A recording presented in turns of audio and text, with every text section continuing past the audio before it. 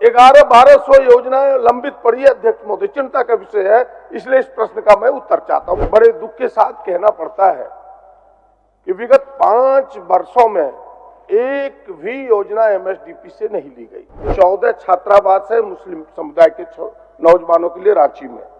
जरा कभी टहल के देखिए। जिस प्रकार आदिवासी दलितों को हम प्रायोरिटी से पट्टा देते हैं, ऐसे समुदायों को भी जमीन का प्रायोरिटी से हम पट्टा दें ताकि वो भी घर बनाकर शान से जी सके। आप सबको फ्री बिजली देते हैं, इन बुनकरों को क्यों नहीं फ्री बिजली आप देते, ताकि वो आर्थिक मजबूती उनके मिल सके। 2008 में बहालियां निकली, वो कैंसिल, 2009 में कैंसिल, 2012 में मुश्किल से बहाली हुई। आज तक जितना कल्याण विभाग द्वारा काम हुआ है, मुझे लगता है कि पूरे हिंदुस्तान के पूरे विश्व में इतना काम नहीं हुआ।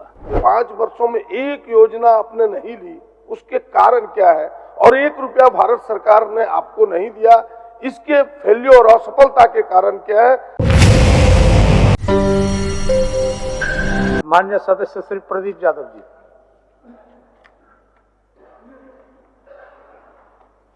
अध्यक्ष महोदय, मैंने सरकार का ध्यान जिस ओर खींचा है, जिस ओर आकर्षित करने का प्रयास किया है, वह राज्य के अल्पसंख्यक मुस्लिम समुदाय की शैक्षणिक, आर्थिक और सामाजिक स्थिति की ओर किया है कि बेहद उनकी आर्थिक स्थिति, सामाजिक स्थिति, शैक्षणिक स्थिति निम्न स्तर पर है।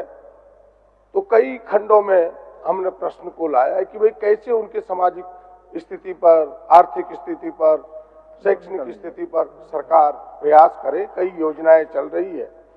जो पहले खंड है अध्यक्ष महोदय, सच्चर कमेटी के अनुशंसा के आलोक में 2008-9 में एमएसडीपी प्रारंभ हुआ। इस राज्य में भी प्रारंभ हुआ अध्यक्ष महोदय, लेकिन बड़े दुख के साथ कहना पड़ता है कि विगत 5 वर्षों में एक भी योजना एमएसडीपी से नहीं ली गई। खुद सरकार ने अपने उत्तर में भी माना है कि भाई हमने केवल जो 2020 में ही योजना ली, इसके बाद कोई योजना नहीं ली है। खुद सरकार उत्तर में लिखी है अध्यक्ष महोदय, अगर उत्तर को आप गौर करें तो कहा कि भाई 19-20 में 153 करोड़ की योजना भारत सरकार द्वारा स्वीकृत की गई, इसके बाद कोई योजना स्वीकृत नहीं की गई। ठीक है, इस योजना का नाम बदल दिया गया है, अभी PMJVK योजना, प्रधानमंत्री जन विकास कार्यक्रम कहता है, उसमें समाहित है। केवल मैं पहला प्रश्न जानना चाहता हूं। मेरा प्रश्न इसलिए नहीं है कि सरकार अनुत्तर हो, मेरा प्रश्न इसलिए है कि उन अल्पसंख्यक समुदाय के मुसलमानों के दर्द का एहसास हो और उस दर्द का निवारण हो, उसके उस मर्ज की दवा आप दें। इसलिए है, कोई बहादुरी के लिए, कोई अपने लिए यह प्रश्न नहीं है। तो सरकार हमें केवल इतना बताए कि उस एमएसडीपी जो 5 वर्षों में एक योजना आपने नहीं ली, उसके कारण क्या है? और 1 रुपया भारत सरकार ने आपको नहीं दिया, इसके फेल्योर और असफलता के कारण क्या है? आखिर इतने पैसे आते तो इतनी योजनाएं ली जाती। अभी भी 2020 के लगभग 1100-1200 योजनाएं लंबित पड़ी है अध्यक्ष महोदय, चिंता का विषय है। इसलिए इस प्रश्न का मैं उत्तर चाहता हूं। पहला, माननीय मंत्री जी। महोदय, इनका कहना सही है। 19-20 में 153 करोड़ का योजना लिए थे। 21-22 कोरोना काल के चलते बैठक नहीं हो सकी। 2019 चुनाव के पश्चात 5/3/2023 को कमेटी का गठन किया गया। गठन करने के बाद जो राजनीतिक परिस्थिति आई, उसमें हमारे मुख्यमंत्री माननीय हेमंत सोरेन जी को जेल जाना पड़ा। फिर चंपा सोरेन जी मुख्यमंत्री बने, तो फिर से इसका नोटिफिकेशन किया गया। जब तक नोटिफिकेशन चंपा बाबू के मंत्रालय मुख्यमंत्री काल में हुआ, फिर हमारे मुख्यमंत्री माननीय हेमंत सोरेन जी जेल से बाहर आए, फिर वो मुख्यमंत्री बने, फिर हमको नोटिफिकेशन कराना पड़ा। इसके बाद चुनाव आ गया। अभी हम लोग 25/2 2025 को डेट रखे थे इसके मीटिंग का, लेकिन उस दिन इन लोगों ने थोड़ा गलती किया कि जब जान रहे थे कि 25 तारीख को 10:30 बजे 11 बजे ये रखे थे और उस वक्त विधानसभा सत्र चल रहा था, तो अगला डेट जैसे मुझे अभी डिक्लेयर नहीं है, लेकिन हम लोग सोचे हैं कि 3 तारीख को अगला डेट हम लोग रखेंगे। फर्स्ट पाली के बाद उस दिन बजट सत्र है तो सेकंड पाली खाली हो जाता, तो सेकंड टाइम में हम लोग इसको रखेंगे। और हम लोग चिंतित हैं, ऐसा बात नहीं है, लेकिन संयोग ऐसा हो जा रहा था कि ये सरकार मुख्यमंत्री चेंज होने के चलते कमेटी को फिर से पुनर्गठन करना पड़ रहा है। अध्यक्ष महोदय, सरकार चिंतित है, मैं नहीं कहता कि आप चिंतित नहीं हैं, लेकिन चिंता का फलाफल सामने आए तब तो चिंता के बारे में आपके बारे में सोचे। आप कह दिए हम मीटिंग ना कर सके, क्या यह राज्य के अल्पसंख्यक इतना कह के संतुष्ट हो जाएंगे? उनका दर्द का ये निवारण है, उनके मर्ज की ये दवा है। अगर अध्यक्ष जी आप बता दें कि अगर यह मर्ज की दवा है कि हम इन कारणों से राजनीतिक अस्थिरता के कारण बैठक न कर पाए, तो फिर राज्य की जनता, हम तो उनके प्रतिनिधि बन के, उनकी आवाज बन के आए हैं आपके सामने। ये उत्तर नहीं है। आप गंभीरता दिखाए हैं तो गंभीरता दिखाइए, उसके फलाफल आने चाहिए।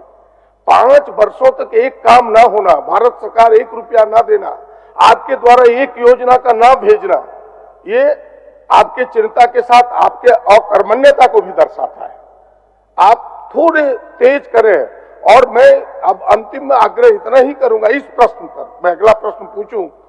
अब तो इसके अभी कुछ 5 साल को लौटाए नहीं जा सकते जो दिन चले गए, लेकिन इतना तो हो सकता है कि इस बार सरकार, यह जो प्रधानमंत्री, उनका नाम PMJVK योजना जो पड़ा है, उस योजना के तहत आप जल्दी बैठक करें और आप बेहतर सुविधाएं लेकर के अधिक से अधिक राशि को ले। बस मेरा सुझाव यही होगा, जो 3 तारीख आपने मुकर्रर किया उस 3 तारीख को बैठक करें, ताकि अल्पसंख्यक समुदाय की योजनाएं वहां भेजी जा सके, उनसे पैसे आप ले सके।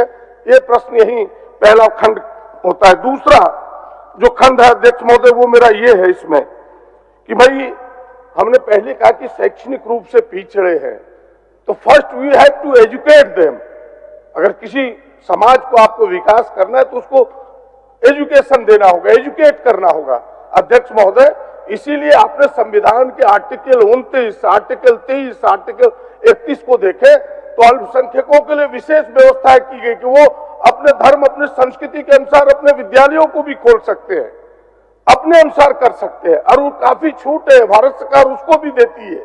अध्यक्ष महोदय, लेकिन मेरे यहाँ हालात क्या है, हमने इसीलिए प्रश्न को 2-3 खंडों में उसका लाया है कि जो हमारे 4400 मदरसे के पद है, उसमें भी 3712 पद खाली पड़े अध्यक्ष महोदय, और दिन गुजर गए। मात्र इन 25 वर्षों में उर्दू की बहाली एक बार हुई। मेरे पास सारे कागजात है अध्यक्ष महोदय कि 2008 में बहालियां निकली, वो कैंसिल, 2009 में कैंसिल, 2012 में मुश्किल से बहाली हुई वो।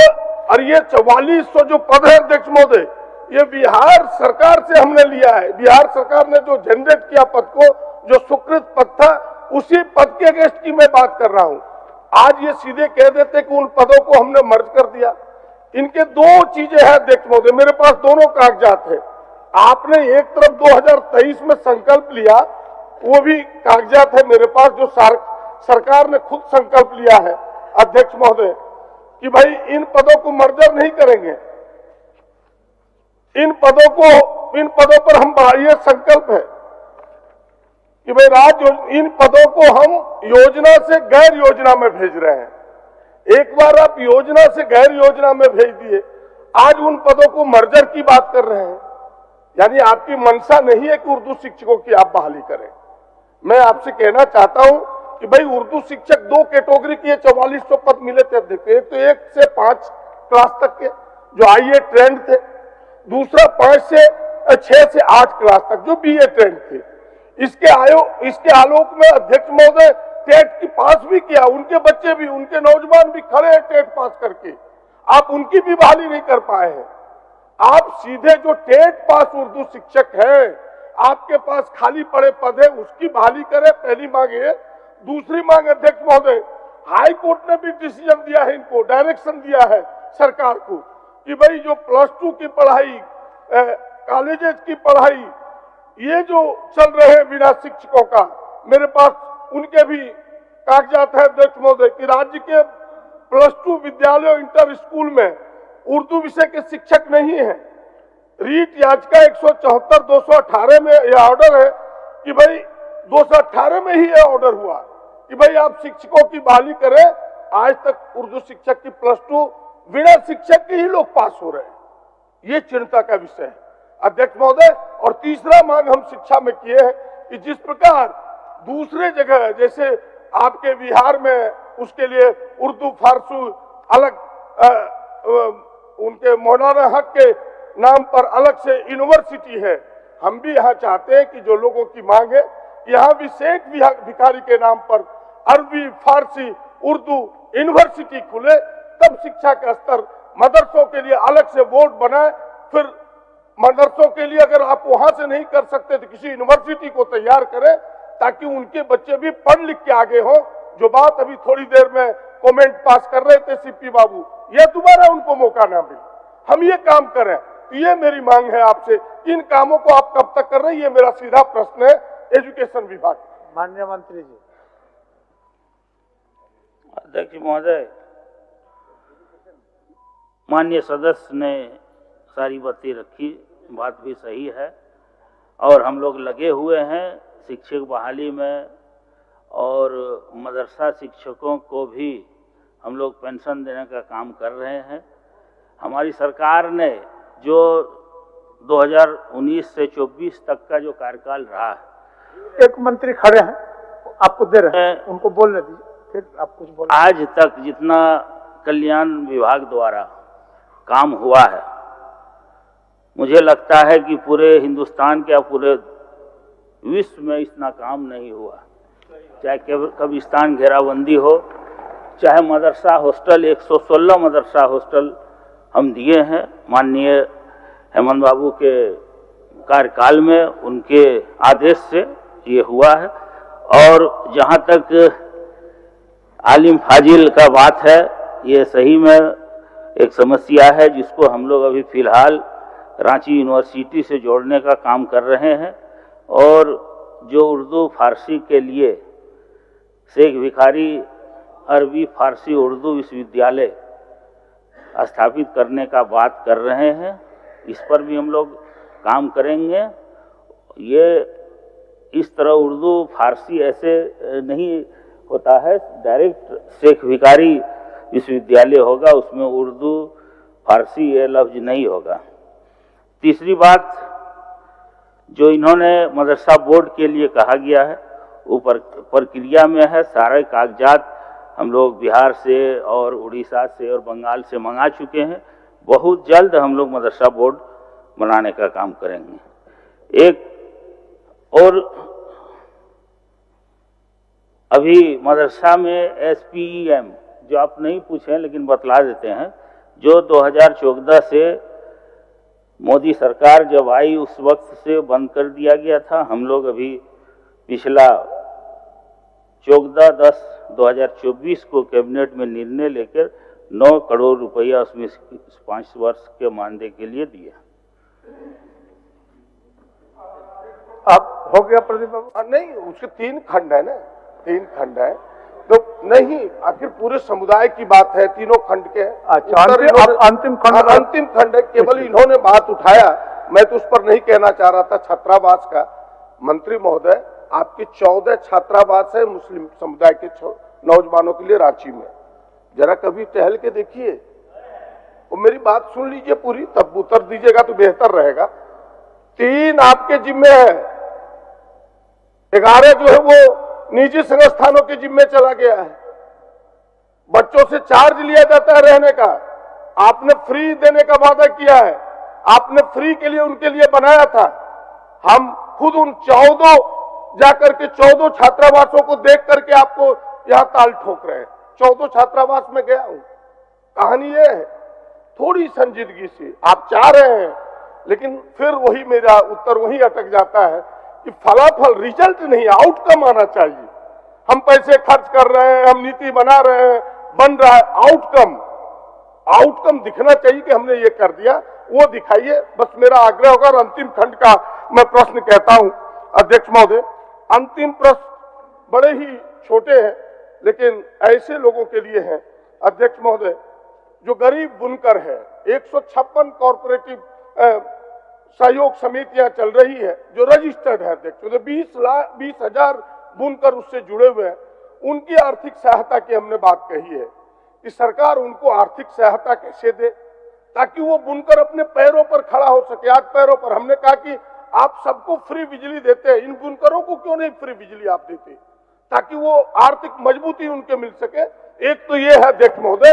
और मेरा अंत में यह है कि उनकी सुरक्षा के लिए आपने, इसी सरकार ने भीड़ हिंसा एवं भीड़ लॉन्चिंग निवारण विधेयक 2021 दिसंबर में पास किया, जिस समय माननीय सीपी बाबू के पूरा गैंग विरोध कर रहे थे। आपने देखा होगा, लेकिन आपने पास कर दिया अध्यक्ष महोदय। महामहिम राज्यपाल ने 17 मार्च 2022 को आपको लौटा दिया। फिर से सरकार इस बिल को क्यों नहीं विधानसभा में लाई है? ये दोनों मेरे प्रश्न हैं।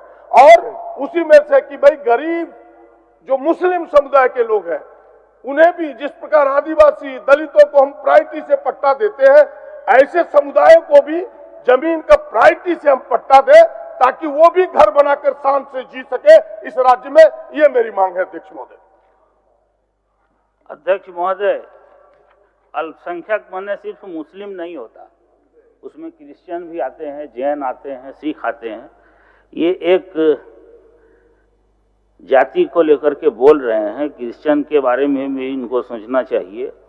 और जहाँ तक फ्री बिजली की बात है, वैसा कोई कानून नहीं है हथकरघा में कि हम फ्री बिजली दे सकें। और ज़मीन देने की बात है, वो भी कहीं इसमें आज तक नहीं हुआ है। ज़मीन हम लोग भूमिहीन, दिव्यांग और शहीद हुए पुलिसकर्मियों को या उनको देते हैं। आपका प्रस्ताव आया है, हम लोग इसको अभी विभाग में रखेंगे, इसके बाद कैबिनेट ले जाएंगे, कैबिनेट मंजूरी देगा तो हम लोग करेंगे। चलिए ठीक। माननीय सदस्य अमित कुमार जी, आगे आप मंत्री जी आपका बातों को ले लिए, अब कैबिनेट जाएंगे तब तो कुछ बोलेंगे। विषय पर समुचित विचार करने दीजिए। अच्छा अध्यक्ष महोदय, ये तो प्रक्रिया सबको पता है कि सांगोपांग विचार होगा। मेरी बात तो आप सुने, ये तो सबको पता है कि भाई विषय को सरकार लेगी, कैबिनेट लेगा, तब निर्णय होगा, विधानसभा लागे, किसको पता नहीं है? ये तो सबको पता है। हम आपकी इच्छा जानना चाह रहे हैं, सरकार की इच्छा क्या है? क्या उन भूमिहीन मुसलमानों को, हम मुस्लिम समुदाय अल्पसंख्यक के बारे में हमने कहा है कि भाई उनको आप जमीन देना चाहते हैं, सरकार अपनी इच्छा बताए। क्या बुनकरों के बिजली माफी सरकार चाहती है? ये सरकार अपनी इच्छा बताए। क्या उन बुनकरों को आर्थिक सहायता देना चाहती है? ये सरकार अपनी इच्छा बताए। और जिस मॉब लॉन्चिंग बिल को जो वापस किया है, उन्हें सरकार सदन में रखना चाहती है, अपनी इच्छा शक्ति बताए, निर्णय तो बाद में होगा। अध्यक्ष महोदय, माननीय बड़े भाई प्रदीप जी ने जो सारी बातें बोले हैं, उस पर हम लोग अमल करने का कोशिश करेंगे और जो कानून संगत होगा वही काम करेंगे। ठीक।